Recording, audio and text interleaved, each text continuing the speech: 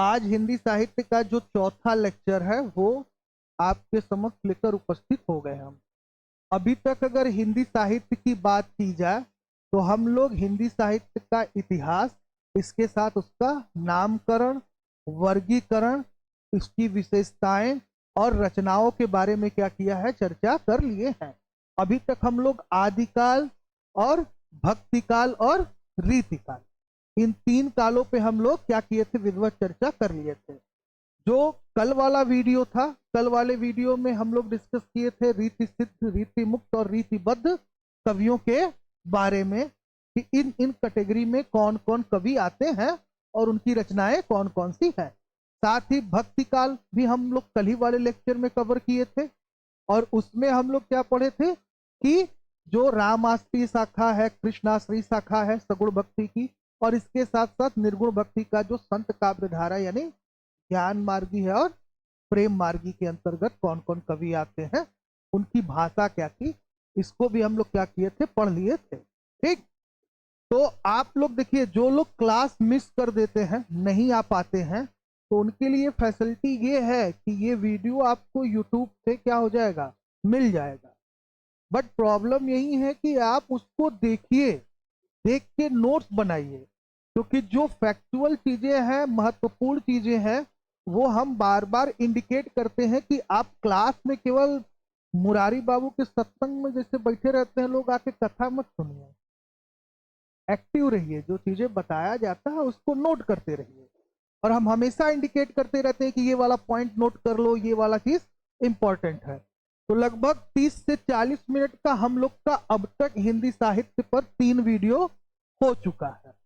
आज का जो सेशन है वो क्या है, चौथा है। तो जो चौथे से अटेंड कर रहे हैं वो तीसरा, दूसरा, पहला पहले से क्या कर लेंगे, देख लेंगे, ये आपके चैनल पे है। तो आज हिंदी साहित्य का जो इतिहास है उसी कड़ी को हम लोग आगे बढ़ाते हैं और डिस्कस करते हैं कि भाई आज क्या क्या पढ़ना है।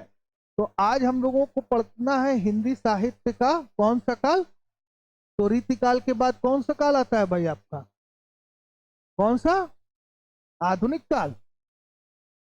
भाई इसके बाद तो आप आधुनिक काल ही पढ़ेंगे ना, आदिकाल, भक्तिकाल, रीतिकाल और आधुनिक काल। ठीक, तो आज हम लोग क्या करेंगे, आधुनिक काल से स्टार्ट करेंगे और कोशिश करेंगे कि आज पूरे आधुनिक काल को कवर कर लिया जाए। तो आज जो डेटा आपके पास उपस्थित होगा वो बहुत अधिक उपस्थित होगा, यानी आज आपको कुछ ज्यादा ही चीजें नोट करनी पड़ेंगी। ठीक,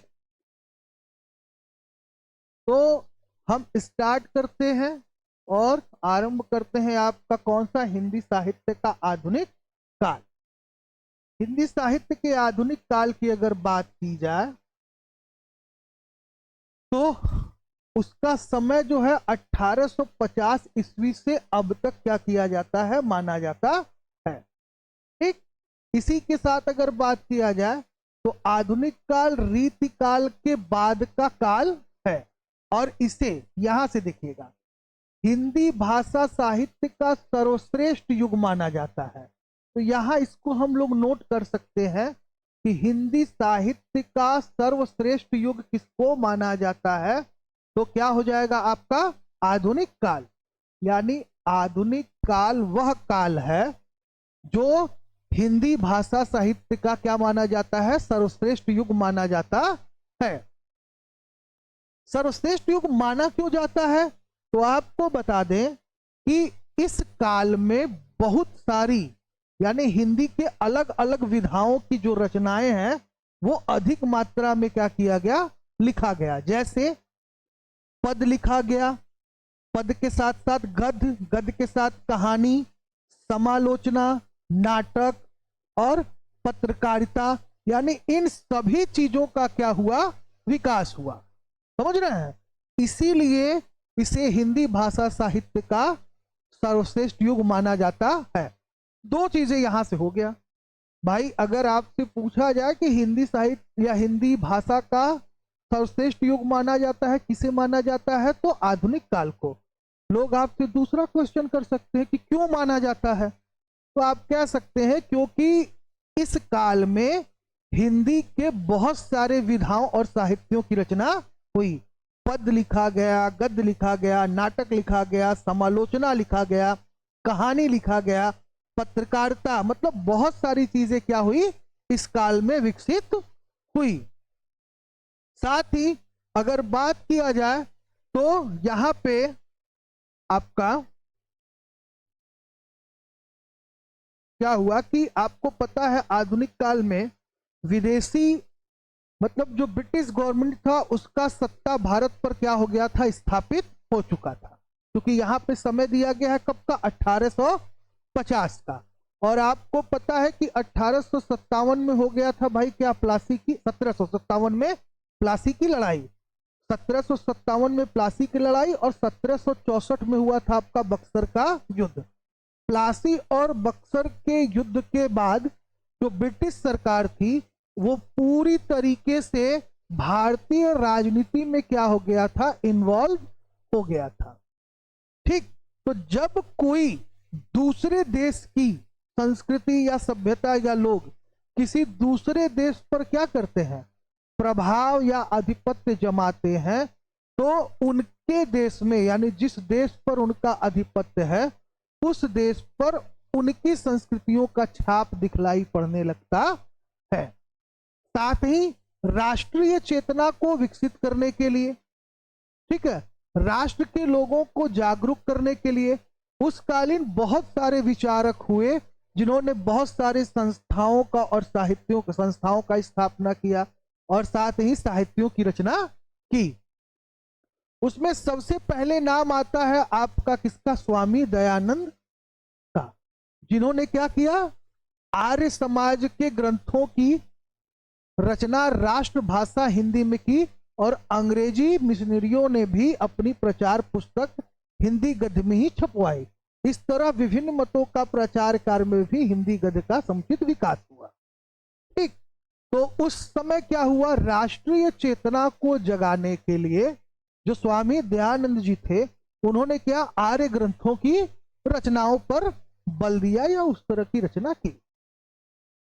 तो हिंदी ऐसा था जो भारत में सबसे अधिक बोला जाता था और ज्यादा लोगों के द्वारा क्या किया जाता था, समझा जाता था।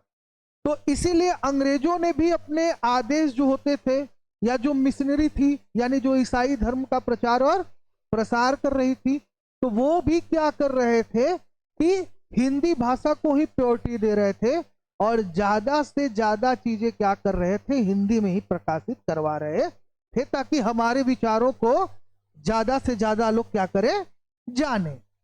इसके बाद अगर देखा जाए तो इसी काल में आते हैं आपके राजा लक्ष्मण सिंह, भारतेंदु हरिश्चंद्र, जगन्नाथ दास, रत्नाकर, श्रीधर पाठक, रामचंद्र शुक्ल। अब इन लोगों की बात की जाए तो इन लोगों ने ब्रज भाषा में क्या किया था, काव्य रचनाएं की। और इसी तरह अगर भारतेंदु जी की बात की जाए तो गद्य का समुचित विकास इन्होंने क्या किया, इस काल में किया। आधुनिक काल की बात हो रही है। और आचार्य महावीर प्रसाद द्विवेदी ने इसी गद्य को क्या किया, प्रांजल रूप प्रदान किया। ठीक, तो ऐसे बहुत सारे कवि और लेखक हुए। आगे देखिए, अगर देखा जाए तो इन्हीं लोगों की भांति काव्य रचना में मैथिली शरण गुप्त का नाम आता है।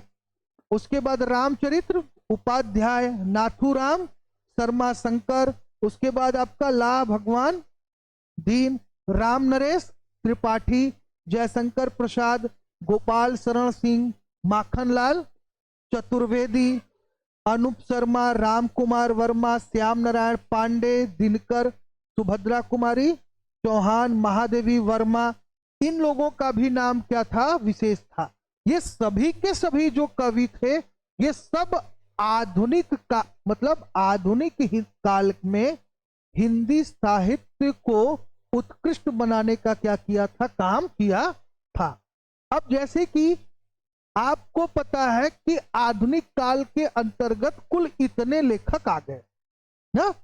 आप लेखकों का नाम आराम से जैसे आप जान लिए कि भाई कुल इतने लेखक हैं, तो उन लेखकों का साहित्य आप गूगल और एआई कहीं सर्च करके भी खोज सकते हैं, इनकी प्रसिद्ध रचनाएं कौन कौन सी हैं। ठीक, इसमें से कुछ लोगों को हम इंडिकेट कर देते हैं जो आपके लिए इंपॉर्टेंट है, जहां से प्रश्न पूछा जाता है। तो सबसे पहले तो हम कर देते हैं भारतेंदु हरिश्चंद्र। ठीक, हम जिस कवि का नाम बता रहे हैं उसी कवि को आप नोट करिए और उसकी रचनाओं को आप याद रखे रहिएगा।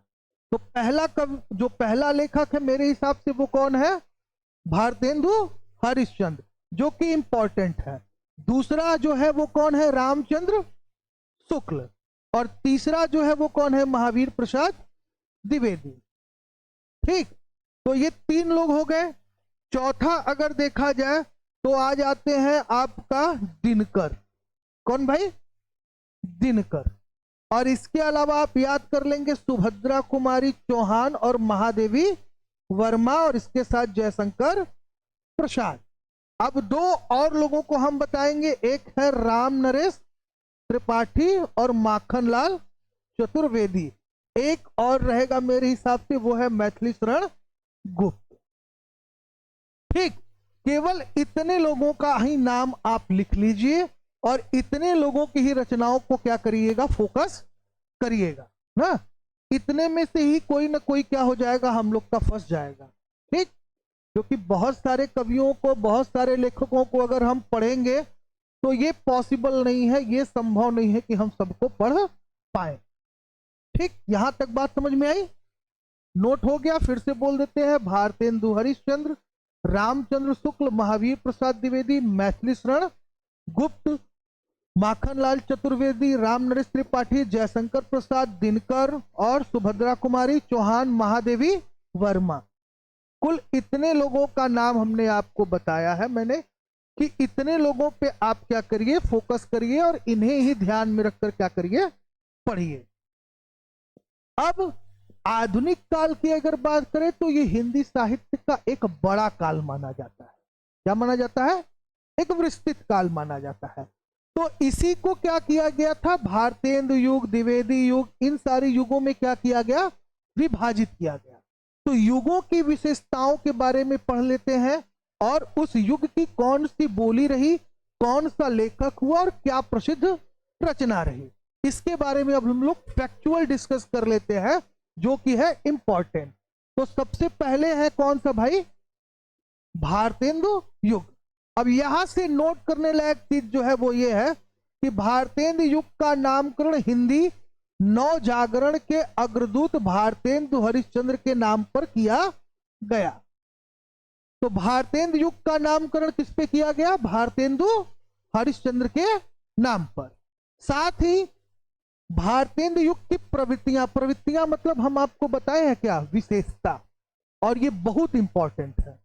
तो भारतेंदु युग की विशेषता क्या है? नव जागरण, सामाजिक चेतना, भक्ति भावना, श्रृंगारिकता, रीति निरूपण और समस्या पूर्ति।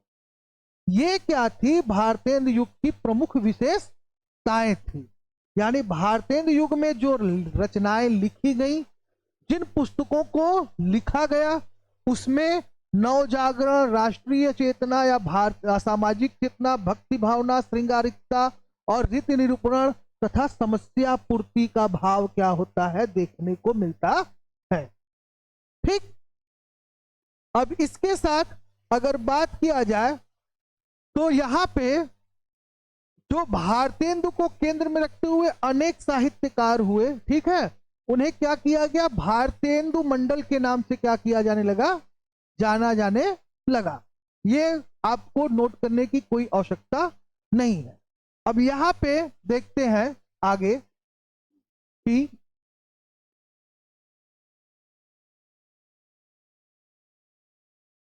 आधुनिक हिंदी काव्य के प्रथम चरण को भारतेंदु युग की संज्ञा क्या किया गया था? प्रदान किया गया था। और भारतेंदु हरिश्चंद्र को हिंदी साहित्य के आधुनिक युग का प्रतिनिधि माना जाता है। ये नोट कर सकते हैं कि आधुनिक युग का प्रतिनिधि किसे माना जाता है? तो आधुनिक युग का प्रतिनिधि माना जाता है किसको? भारतेंदु हरिश्चंद्र को। और उन्होंने रचनाओं की बात किया जाए तो कवि वचन सुधा, हरिश्चंद्र मैगजीन और हरिश्चंद्र पत्रिका, ठीक है, और इसके साथ साथ इन्होंने क्या किया था, तो भारत दुर्दशा, इनकी प्रसिद्ध रचना कौन सी थी, भारत दुर्दशा। तो इस तरीके से इनकी कुछ रचनाएं हैं जिसमें इन्होंने निबंध, नाटक, उपन्यास तथा कहानियों की क्या की थी, रचना की थी। अब चूंकि ये तो हम लोग जान ही चुके हैं कि भाई भारतेंदु काल को क्या कहा जाता है, नव जागरण काल के नाम से भी जाना जाता है।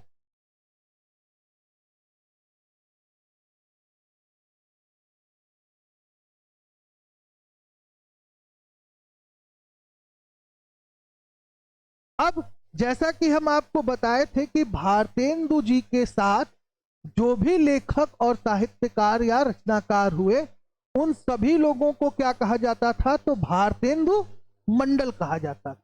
क्या कहा जाता था, भारतेंदु मंडल। कभी आपसे पूछा जाए कि भारतेंदु मंडल किन कवियों को कहा जाता था, या भारतेंदु मंडल के अंतर्गत कौन से लेखक आते हैं, तो यहाँ पे नाम आ जाता है भाई, देखिए किसका, भारतेंदु हरिश्चंद्र का, प्रताप नारायण मिश्र का, बद्री नारायण चौधरी का, और इसके साथ बालकृष्ण भट्ट का, अंबिका दत्त व्यास का, राधाचरण गोपाल स्वामी, ठाकुर जगमोहन सिंह, लाला श्रीनिवास दास, सुधाकर द्विवेदी और राधा कृष्ण दास। इन सभी कवियों, इन सभी लेखकों को क्या माना जाता है, या हिंदी के ये जितने भी विद्वान हैं, इनको भारतेंदु मंडल का लेखक कहा जाता है। क्या कहा जाता है, भारतेंदु मंडल का लेखक।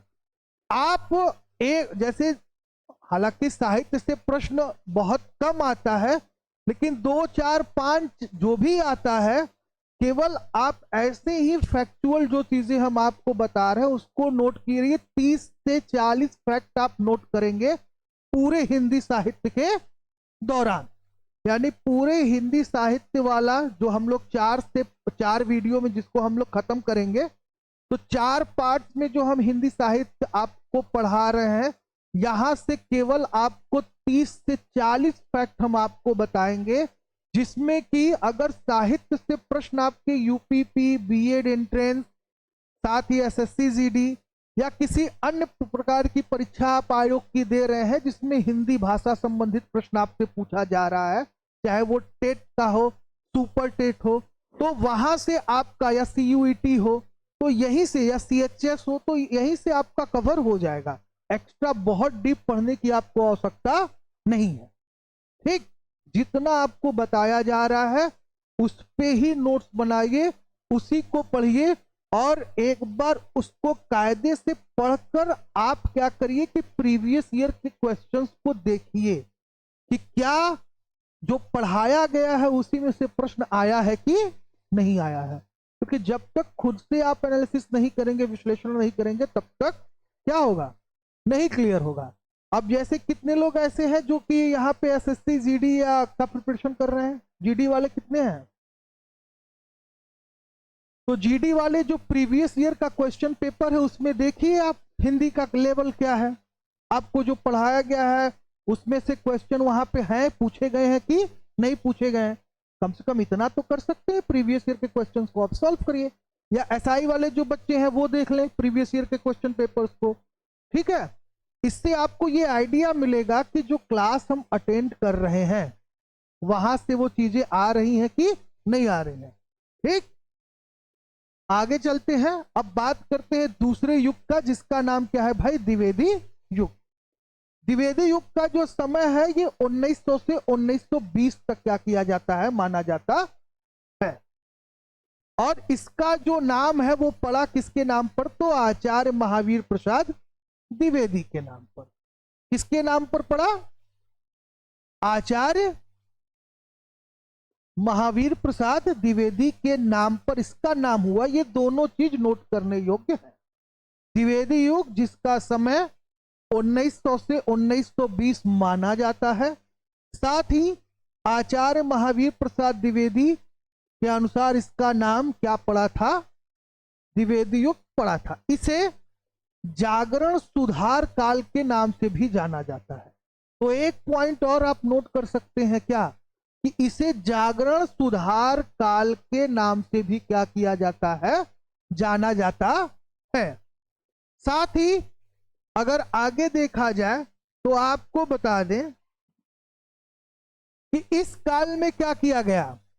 द्विवेदी युग की अगर बात करें तो द्विवेदी युग में कविताओं की रचना में एक वैज्ञानिक दृष्टिकोण अपनाया गया। क्या किया गया? एक वैज्ञानिक दृष्टिकोण अपनाया गया। और साथ ही इतिवृत्तात्मक युग, यानी इसे क्या कहा जाता है, इस युग में आदर्शवाद का भी बोलबाला रहा और इसे इतिवृत्तात्मक युग भी कहा जाता है। इतिवृत्तात्मक रूप का मतलब क्या, इसे ये डिफिकल्ट बताइए। इतिवृत्तात्मक रूप मतलब सही संरचना या वास्तविक संरचना पे बल दिया गया। वास्तविक संरचना मतलब जो चीजें घट चुकी हैं या सही में जो हुई है, जैसे रामायण का कोई कुछ उठा लिया गया, महाभारत का कुछ उठा लिया गया, किसी राजा के साथ युद्ध का जो है वो उठा लिया गया, राजा के साथ जो प्रजा का संबंध रहा उस घटना को उठा लिया गया। कहने का अभिप्राय यह है कि ऐसी रचनाओं पर बल दिया गया जिसका काल्पनिकता से कम और वास्तविकता से अधिक संबंध हो।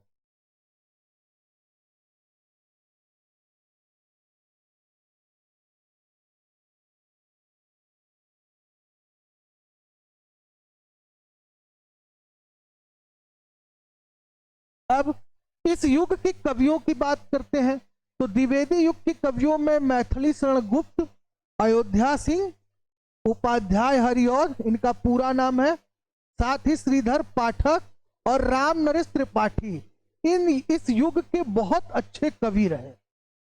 तो द्विवेदी युग के कवियों के रूप में नाम आता है मैथिली शरण गुप्त, अयोध्या सिंह उपाध्याय हरिऔध, श्रीधर पाठक, राम नरेश त्रिपाठी। इन लोगों को क्या माना जाता है कि उस युग का सबसे अच्छा कवि माना जाता है। इसी के साथ आगे चला जाए तो आगे आपको बताते हैं कि उसी समय यानी द्विवेदी युग में ही क्या हुआ कि जगन्नाथ दास यानी रत्नाकर ने इस युग में ब्रज भाषा में सरस रचनाएं क्या की, प्रस्तुत की। ठीक, और इसी के साथ अगर बात किया जाए तो आपको पता है कि 1903 में, ये बहुत इंपॉर्टेंट है, 1903 में महावीर प्रसाद द्विवेदी ने सरस्वती पत्रिका का क्या किया था, संपादन किया था। तो सरस्वती पत्रिका का संपादन किस युग में हुआ? तो द्विवेदी युग में। कौन से युग में? द्विवेदी युग में इसका प्रकाशन हुआ। साथ ही किसने किया? तो महावीर प्रसाद द्विवेदी। और इसके साथ इन्होंने पत्रिका में क्या किया था, तो उन्होंने खड़ी बोली गद्य के स्वरूप को स्थिर किया। क्या किया? खड़ी बोली गद्य के रूप को स्थिर किया। पत्रिका के माध्यम से रचनाकारों को एक बड़े समुदाय में खड़ी बोली लिखने के लिए क्या किया? प्रेरित किया।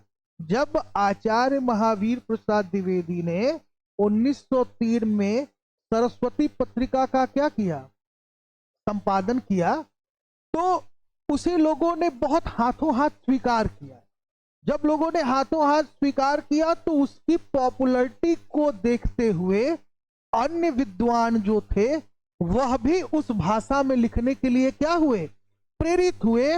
और इस तरीके से हिंदी साहित्य में खड़ी बोली लेखन का प्रभाव क्या हो गया, बढ़ने लगा। ठीक, हालांकि ये तो आपको पता ही है, हिंदी साहित्य में सबसे पहले साहित्य के रूप में खड़ी बोली को सबसे पहले किसने यूज किया था, किसने उपयोग किया था? अमीर खुसरो। कितनी बार बताएंगे, पिछले वीडियो में बताते हुए आए हैं आपको। अब अगर बात किया जाए तो देखिए द्विवेदी युग में क्या हुआ, इसी काल में निबंध, उपन्यास, कहानी, नाटक, समालोचना का क्या हुआ, अच्छा विकास हुआ। और इस युग के निबंधकारों में महावीर प्रसाद द्विवेदी का नाम आता है, माधव प्रसाद मिश्र का नाम आता है, श्याम सुंदर दास, चंद्र शर्मा, गुलेरी बाल मुकुंद गुप्त और अध्यापक पूर्ण सिंह। ठीक, तो इन लोगों को क्या कहा जाता है, ये लोग द्विवेदी युग के निबंधकार थे। क्या थे? द्विवेदी युग के निबंधकार। यानी द्विवेदी युग में निबंध का जब विकास हुआ तो निबंधकार के रूप में प्रसिद्ध हुए महावीर प्रसाद द्विवेदी, माधव प्रसाद मिश्र, श्याम सुंदर दास, चंद्रधर शर्मा गुलेरी, बाल मुकुंद गुप्त और अध्यापक पूर्ण सिंह। इन लोगों ने क्या किया कि भाई निबंधों का क्या किया? विकास किया। इसी के साथ अगर बात किया जाए तो हिंदी कहानी का वास्तविक विकास जो है वो कहां से माना जाता है? द्विवेदी युग से। इंपॉर्टेंट है, लिख सकते हैं कि हिंदी साहित्य का वास्तविक विकास किस काल से आरंभ हुआ? तो आधुनिक काल से। और किस युग से आरंभ हुआ? तो द्विवेदी युग से। ये दोनों चीज लिखिएगा। हिंदी साहित्य का वास्तविक विकास किस काल से आरंभ हुआ? तो आधुनिक काल के द्विवेदी युग से। और यहां पे बताया गया कि किशोरी लाल गोस्वामी की इंदुमती कहानी को कुछ विद्वान हिंदी साहित्य की पहली कहानी मानते हैं। किसको? यानी किशोरी लाल गोस्वामी की जो पुस्तक कौन सी थी? इंदुमती थी। उस कहानी को लोग सबसे पहला कहानी मानते हैं। और अन्य कहानियों की बात करें तो बंग महिलाओं की दुलाई वाली रामचंद्र शुक्ल की बात करें तो 11 वर्ष का समय, जयशंकर प्रसाद की कहानी की बात करें तो ग्राम, और चंद्रधर शर्मा गुलेरी की कहानी की बात करें तो उसने कहा था। ये सभी क्या हैं? बहुत महत्वपूर्ण है। तो यहां से आप इसको नोट कर सकते हैं कि किन लोगों का क्या था। इंदुमती का लेखक कौन था? किशोरी लाल। इंदुमती क्या है? तो कहानी है। क्या है? कहानी है। और इसके बाद उसने कहा था, किसने लिखा? तो चंद्र शर्मा गुलेरी ने। इसके अलावा ग्राम की रचना किसने की है? ग्राम कहानी की तो जयशंकर प्रसाद ने। किसने किया? जयशंकर प्रसाद ने। तो कविता हो गया, निबंध हो गया और कहानी हो गया। तीन चीजें हो गई ना। कविता कौन कौन था? हो गया द्विवेदी युग का। कवि कौन कौन था? वो हो गया। इसके बाद कहानी और निबंध। अब आगे बात करते हैं समालोचना के क्षेत्र में भी क्या हुआ? समालोचना का भी विकास हुआ। दो चीजें होती है, आलोचना और समालोचना। आलोचना का मतलब होता है किसी घटना, वस्तु या व्यक्ति के कमियों को लिखना, बताना या निकालना। समालोचना का मतलब होता है उस व्यक्ति, वस्तु, घटना के कमी के साथ साथ उसकी अच्छाइयों को भी बताना ना। जैसे महात्मा गांधी की एक आत्मकथा है, सत्य का प्रयोग। किसी ने पढ़ा इसमें? सत्य का प्रयोग महात्मा गांधी की आत्मकथा है। और उसको जब आप पढ़ेंगे तो वो एक समालोचित ग्रंथ है। उन्होंने उसमें अपनी बुराइयों के साथ साथ और सारी चीजों को क्या किया है? बताया है। यानी पूरी आत्मकथा को पढ़ेंगे तो आप समालोचक बनेंगे, न कि आलोचक बनेंगे। ठीक ना? तो आलोचना और समालोचना में ये अंतर होता है। अगर बात किया जाए पद्म सिंह शर्मा की तो ये क्या थे? समालोचक थे। साथ ही अयोध्या सिंह उपाध्याय, हरिऔध, शिवनंदन सहाय, राय देवी प्रसाद पूर्ण द्वारा कुछ नाटक लिखे गए। तो सब हो गया। समालोचक कौन था ये भी क्लियर हो गया। अब नाटककार की बात करें तो नाटककार में नाम आता है अयोध्या सिंह उपाध्याय, हरिऔध, और इसके साथ शिवनंदन सहाय, और इसके बाद आता है राय देवी प्रसाद पूर्ण। ये तीन जो थे वो क्या थे? आपके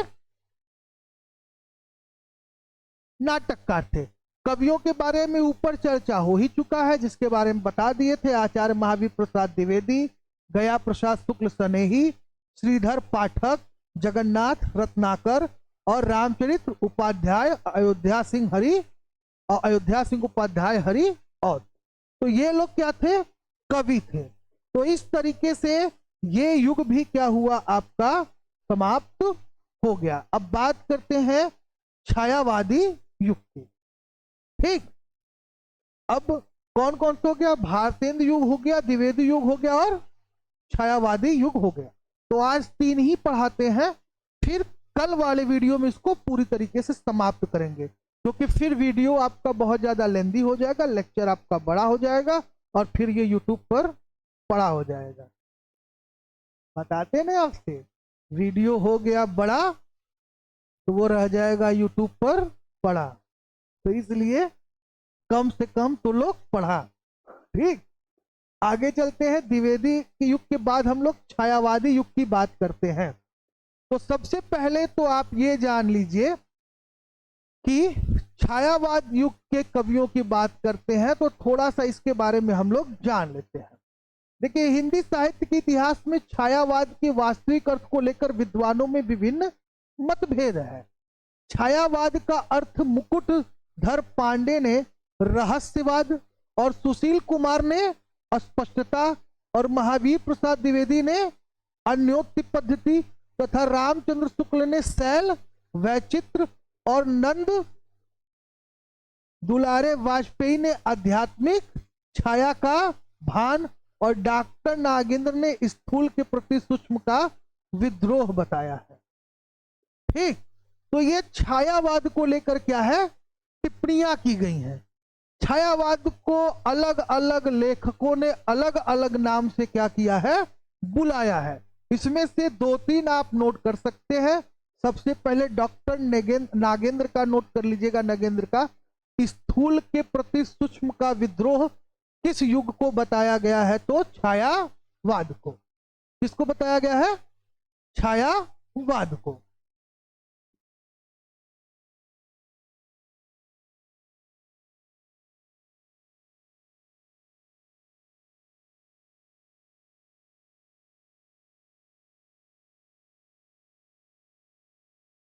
अब अगर हम छायावाद की बात करें तो छायावाद के कवियों में नाम जयशंकर प्रसाद, महादेवी वर्मा, सूर्यकांत त्रिपाठी, निराला, सुमित्रानंद पंत, इन लोगों का नाम क्या है भाई, छायावादी कवियों के रूप में क्या होता है, आता है।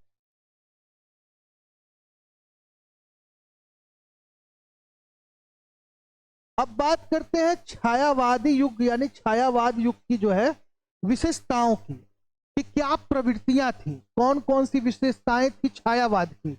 तो छायावाद की जो विशेषता थी वो था गद्य गीत, भाव तरलता, रहस्यात्मकता और मर्मश्री कल्पना, राष्ट्रीयता और स्वतंत्र चिंतन। ये सभी जो चीजें थी वो क्या थी, छायावाद की विशेषताएं थी। साथ ही अगर छायावाद की बात की जाए तो छायावादी युग के 4 प्रमुख स्तंभ माने जाते हैं। यानी छायावाद युग में 4 कवियों का जो स्थान है वो सबसे महत्वपूर्ण है। कौन कौन है? तो Jaishankar Prasad number 1, Suryakant Tripathi Nirala number 2, Sumitranand Pant number 3 और महादेवी वर्मा नंबर 4। इन 4 को ही छायावादी युगीन कवियों का क्या माना जाता है, स्तंभ माना जाता है। हम आपको कवियों का नाम बता दे रहे हैं, आप इनके द्वारा लिखी गई रचनाओं को क्या करिएगा, पढ़ लीजिएगा कि इनके द्वारा लिखी गई कविताएं कौन कौन सी हैं। ठीक,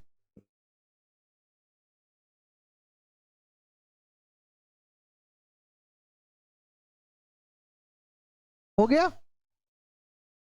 जयशंकर प्रसाद, सूर्यकांत त्रिपाठी निराला, सुमित्रानंद पंत और महादेवी वर्मा, इन लोगों को क्या माना जाता है, तो छायावाद युगीन यानी छायावादी कविता युग का मुख्य स्तंभ माना जाता है।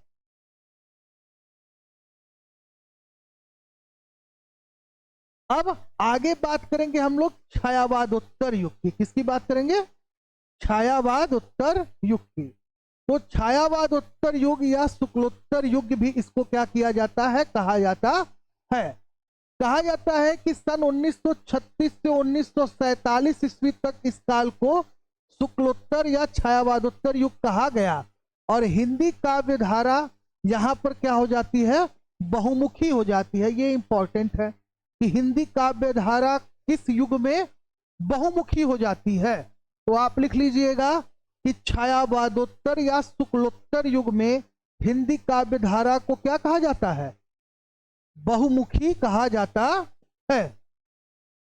अब जैसे कि हम पुरानी काव्य धारा की अगर बात करें तो राष्ट्रीय सांस्कृतिक काव्य धारा और उत्तर छायावादी काव्य धारा था। राष्ट्रीय सांस्कृतिक काव्य धारा में सिया शरण गुप्त, माखनलाल चतुर्वेदी, दिनकर, बालकृष्ण शर्मा, नवीन, सोहनलाल द्विवेदी और श्याम नारायण पांडे का नाम आता है।